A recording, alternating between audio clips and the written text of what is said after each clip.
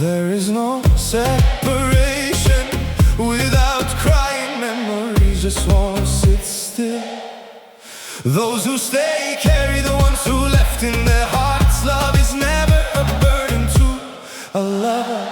This is how we know it, this is how we live. O dudu dilli dilli dilli, lıkır lıkır içmeli, gözleri derya deniz kop.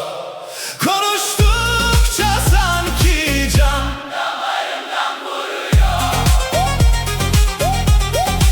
O dudu dilli dilli dilli, lıkır lıkır içmeli, gözleri derya deniz kop. Sözleri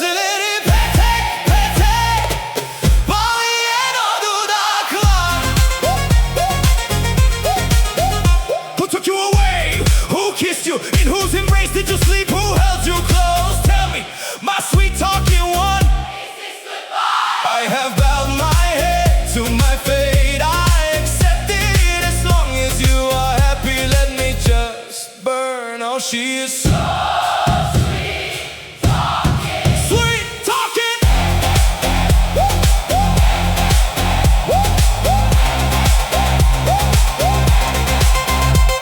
Don't ask me about love, don't